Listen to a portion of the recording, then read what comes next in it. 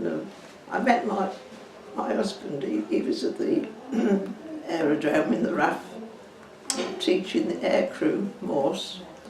That was in 1941, and we got married the following July in 42, and we had 65 years of marriage before he died. Put me up again, yes, out of the ARP, and put me in a factory at Castle Bromwich where they were making the Spitfires, and I ended up drilling holes in the wings. Well, I didn't mind that so much, but it was the factory work I didn't like. I didn't like the atmosphere. My husband was moved from Birmingham to Marham in Norfolk, and anyway, I said I wasn't happy where I was. So he said, well, you come and live out with me. So in the following January, that would be 43, I was with him for the rest of the war, going around the country, and we had some, when we was down in Suffolk, we had those, what do you call them, bombs come over. There was a machine. The V-bombs? Yeah, had them come over, and they were terrible, really.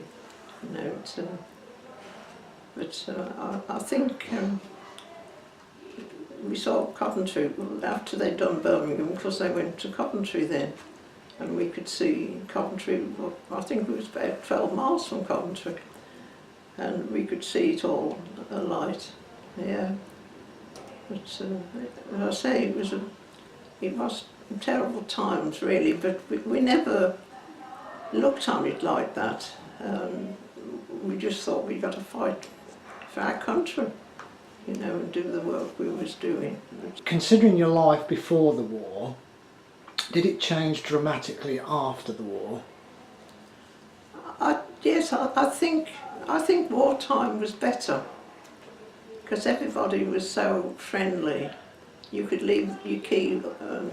Well, the one house we had, you could put it under the flower box outside, and there wasn't the crime like there is today, and women could walk the streets without any problem at all. We never got accosted, and I think the food was much better as well. I think you got no additives in it at all. But I think life was much better then to what it is today.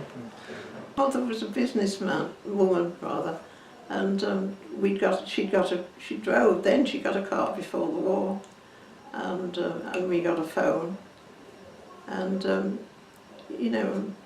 life went on. Until she got older and was ill, but I don't think it affected them that much, really. But, because she was she was in the food business. She was area supervisor for a catering firm, and so she knew all about food. So we did quite well, really. We didn't. And then, at our wedding, well, I could have brought some photos, I suppose. It didn't look like a wartime wedding, and we had the reception at the Three Horseshoes Hotel at Yardley, Birmingham. Yeah, and we went to Stratford-on-Avon for a week's honeymoon, and then we went on to Gloucestershire, where my husband's parents kept a village pub. Stopped with them a few days, and I remember when we got back to Birmingham, the sirens went, and I went to sign on at the post, and I signed on in my maiden name. I'd forgotten I was married. Yeah. So I think myself it was a much better time, more friendly. I was only saying back in the hall, one of the women remarked about my nails, and I said, well, I started wearing nail varnish when I was 16, when I went as an apprentice hairdresser. And I remember the first night I came home to the evening meal, and there's mother and dad and me, and father sat opposite me at the table, and he looked at me and he said, "I'm not sitting opposite you with that rubbish on your nails." And I said, "Well, I think you've got to put up with it, because this is one of the jobs the apprentice has to do, is do the customers' nails and sell the nail polish." Well, you know, I've never drank, and I gave up sugar during the war, about that. So whether that's, you know, contributed to me living to this age, I don't know. And I've always been dancing. Since I was 3, I started dancing. My mother sent me to school, to a private school, when I was 3, because she was out at work, and father. But I never knew my father out of work at all, nor mother, till she would take me up.